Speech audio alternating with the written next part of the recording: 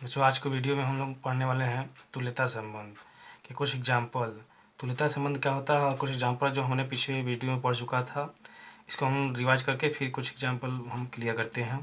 तो देखिए, हमने तुल्यता संबंध बताया था कि ए पर परिभाषित संबंध आर एक तुल्यता संबंध कहलाता है यदि आर स्वतुल्य, सममित तथा संक्रामक हो। यानी कोई भी जो है संबंध तुल्यता संबंध होने के लिए क्या होना चाहिए? स्वतुल्य, सममित और संक्रामक होना चाहिए। अब स्वतुल्य क्या होता है? तो स्वतुल्य मान लीजिए यहाँ पे ए पर कहा गया था समुच्चय ए पर, तो ए का मतलब होता है, ए पर का मतलब होता है कि समुच्चय ए का अवयव से समुच्चय ए के ही अवयव से संबंध क्या कहलाता है? ए पर संबंध कहलाता है।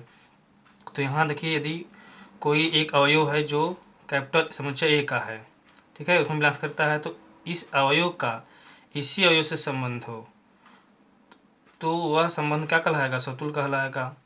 ठीक है। अब सममित के लिए यदि मान लेते हैं यहाँ A1 A2 क्या है? दो अवयव हैं जो समुच्चय ए के हैं, और A1 का संबंध क्या है? A2 से है, और A2 यदि A1 का संबंध A2 से है, ये हमको पता है कि हम जानते हैं कि A1 का संबंध A2 से है, तो हम लोग दिखा देते हैं कि वही संबंध A2 का A1 से भी है, तो हम लोग कहेंगे क्या है? वो सममित है।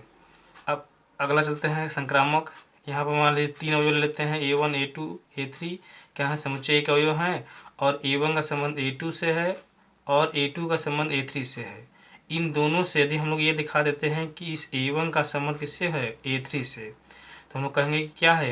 ये जो समुच्चय है पे जो संबंध है वो क्या है? संक्रामक संबंध है। ठीक है। यदि ये तीनों जो है स्वतुल्य भी है, सममित भी हो जाता है, संक्रामक भी, तो यह संबंध का कहलाएगा? तुल्यता संबंध कहलाएगा। आते हैं हम लोग कुछ और एग्जाम्पल देखते हैं। जैसे हमने एक एग्जाम्पल लिया है कि सिद्ध कीजिए कि समुच्चय, ये समुच्चय कोई है जिसके अवयव हैं 1 2 3, इसमें तीन अवयव हैं। मान लेते हैं ये एक समुच्चय है, मान लेते हैं ए ही मान लेते हैं, समुच्चय ये है। तो कोई भी जो संबंध क्या होता है? ए पर होता है मान लीजिए इसमें, तो ए का ए से ही होगा। तो इसमें कौन कौन सा है? 1 2 3, इसमें भी होगा 1 2 3। तो ये देखिए संबंध दिया है, संबंध दिया है। इसके पहले जो हमने कुछ उदाहरण पढ़े थे उसमें जो है जो संबंध दिया रहता था वो समुच्चय निर्माण रूप में रहता था, और ये जो है रोस्टर में सारे रूप में है। ठीक है, इसके सारे अवयव दिए हैं। तो इसी से हम बताएंगे कि यह स्वतुल्य, सममित या संक्रामक है कि नहीं है, या जो तुल्यता संबंध है कि नहीं है संबंध।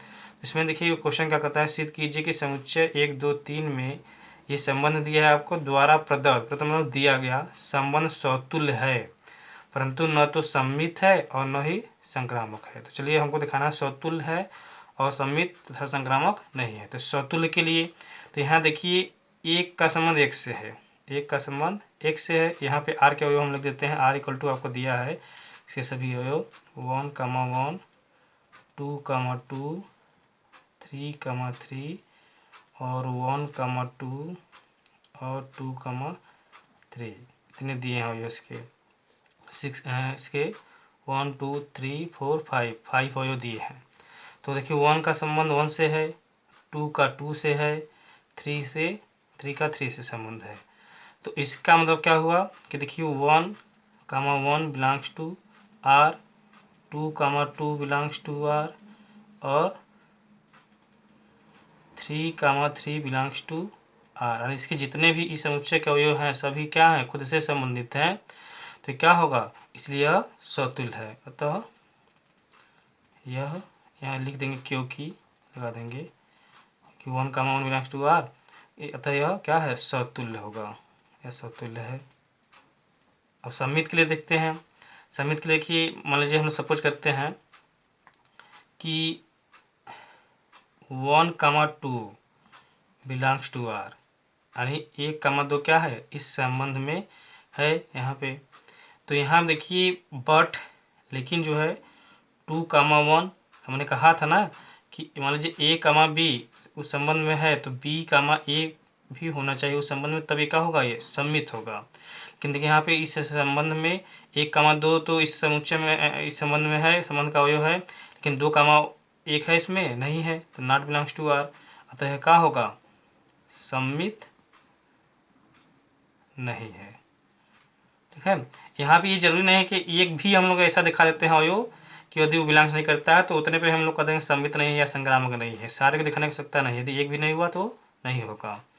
जैसे जो सतुल के लिए हम लोग 1 2 3 तीनों को दिखाया था तो अब सतुल माना था। यदि एक भी नहीं होता तो जैसे 1,1 रहता है, 2,2 रहता है, लेकिन 3,3 इसमें नहीं रहता तो ये सतुल भी नहीं होता। लेकिन इसे तीनों अवयव जो है खुद से संबंधित है, इसलिए सतुल हुआ। यानी कहने का मतलब कि नहीं होने के लिए एक भी अवयव दिखाना काफ़ी है। अब लोग आते हैं संक्रामक के लिए। संक्रामक के लिए मान लेते हैं कि देखिए यहाँ पे 1,2 इस संबंध में है और 2,3 है, लेकिन 1,3 है इसमें नहीं है। तो यहाँ दिखा देते हैं हम लोग संक्रामक के लिए कि 1,2 बिलोंग्स टू आर और 2,3 बिलोंग्स टू आर। हमने बताया था कि यदि ए बी बिलोंग्स टू संक्रामक के लिए आर और B C belongs to R, तो यदि हम लोग ये दिखा देते हैं कि A C belongs to R तो किसको क्या कहेंगे, संक्रामक होता है। तब यहाँ देखिए 1,2 बिलोंग्स टू आर यानी 1,2 इस संबंध का अवयव है और 2,3 भी है। तो क्या देखिए अब यहाँ ए बी सी, तो ए सी कौन हुआ 1,3 बिलोंग्स टू आर है, इससे संबंध का अवयव है 1,3 इसमें नहीं ना, नॉट बिलोंग्स टू आर, इसलिए क्या होगा अतः संक्रामक भी नहीं है। ठीक है, तो यहाँ हम लोग फाइनली कहेंगे कि ये जो संबंध दिया है हमको ये क्या है, न तो सतुल तो है, ये सतुल है लेकिन क्या सम्मित नहीं है और न ही संक्रामक है। ठीक है, अब हम लोग जो एग्जाम्पल और देखते हैं। यहाँ देखिए अगला एग्जाम्पल है कि सिद्ध कीजिए कि पूर्णांकों के समुच्चय कैपिटल जेड में, जेड मतलब होता है पूर्णांक संख्या का समुच्चय, और इसमें जो संबंध दिया है आर इक्वल टू दिया है ए बी सच डैट संख्या 2 ए माइनस बी को विभाजित करती है। ठीक है, तो यहाँ देखिए हमारा क्वेश्चन है सिद्ध कीजिए कि पूर्णांकों के समुच्चय के जेड में आर इक्वल टू 1,2 संख्या 2 ए माइनस बी को विभाजित करता है। द्वारा प्रदत्त संबंध एक तुल्यता संबंध, यानी इसको हमको तुल्यता संबंध दिखाना है। तो तुल्यता संबंध दिखाने के लिए हमको सतुल, सम्मित तथा संक्रामक तीनों दिखाना होगा। तो चलिए बारी बारी से हम लोग आते हैं। सबसे पहले आते हैं नंबर 1, यहाँ दिखा देते हैं तुल्यता संबंध के लिए। नंबर 1 सतुल पहले दिखाएंगे कि सतुल है कि नहीं है। तो यहाँ देखिए ये जो आर है, यहाँ पे जो क्वेश्चन दिया है, जो संबंध दिया है, इसमें जो संबंध है ये समुच्चय निर्माण रूप में है, इसलिए इसे सारे अवयव ने दिए हैं। तो यहाँ हम लोग मान लेते हैं कि ए बिलोंग्स टू जेड। ये मतलब क्या है, जेड क्या है हमारा पूर्णांकों का समुच्चय है, यानी पूर्णांक संख्या है। और ए हमने मान लिया कि कोई जो है पूर्णांक है, यानी उस पूर्णांक का अवयव है। तो ए बिलोंग्स टू आर, तो यहाँ पे देखिए ए बिलोंग्स टू आर, हमने मान लिया कि ए बिलोंग्स टू आर, यानी ए बिलोंग्स टू आर है, मतलब उसका हुआ कि जो समुच्चय जेड का अवयव ए है इसका संबंध इसी से है। क्यों है भाई, क्योंकि यहाँ हम लोग कहेंगे, इसके पहले लिखना होगा कि ए माइनस ए संख्या 2 से विभाज्य है। यानी कोई भी अवयव है और उसको हम लोग उसी में से माइनस करते हैं, घटाते हैं, तो क्या मिलेगा हमको 0 मिलेगा, 0 मिलेगा। और क्या होगा 2 से विभाजित होगा। तो 2 से विभाजित होगा तो ये संबंध को देखिए क्या करता है, सेटिस्फाई करता है। तो इसका मतलब कि ए उस संबंध का क्या है, अवयव है। यानी हम लोग कहेंगे कि ए बिलोंग्स टू जेड, और हम लोग जानते हैं अब यहाँ पे इस संबंध का अवयव होने के लिए क्या होना चाहिए कि ए माइनस बी को संख्या 2 से विभाज्य होना चाहिए, यानी विभाजित होना, संख्या 2 उसको विभाजित करे या संख्या 2 से विभाज्य हो। तो ए यानी ए माइनस ए कितना आएगा, 0 आएगा। 0 आएगा तो क्या होगा, 0 क्या है 2 से विभाज्य है, इसलिए ए बिलोंग्स टू आर, अतः क्या होगा सतुल्य है, सतुल्य होगा या है। अब नंबर दूसरा आते हैं सम्मित के लिए। सम्मित के लिए मान लेते हैं यहाँ पे A B belongs to Z, यानी ए बी दो अवयव हैं जो पूर्णांक संख्या है। तो A B belongs to Z, और यहाँ हम लोग मान लेते हैं माना कि ए माइनस बी संख्या 2 से विभाज्य है। यहाँ देखिए दोनों तरफ ले सकते हैं, इसी को हम ले सकते हैं कि संख्या 2 a माइनस बी को विभाजित करती है, या इसी को ले सकते हैं a माइनस बी संख्या 2 से क्या है, विभाज्य है।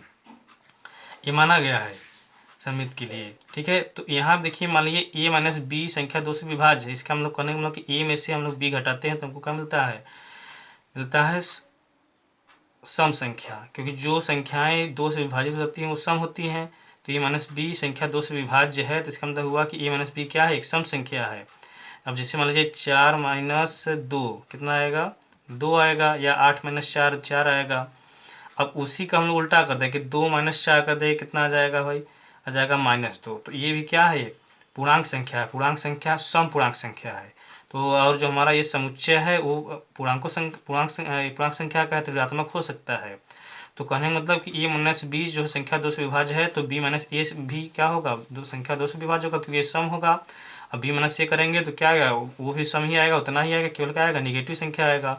तो यहाँ क्या हो जाएगा, b माइनस ए भी क्या होगा, संख्या 2 से विभाज्य होगा। विभाज्य होगा, जब हमने दिखाते हैं बी माइनस ए भी क्या है, 2 से विभाज्य है, तो इसको मिल सकते हैं b comma A belongs to r। इसका मतलब क्या हुआ कि सम्मित है, यह संबंध क्या है, सम्मित है। अब अगला आते हैं संक्रामक के लिए।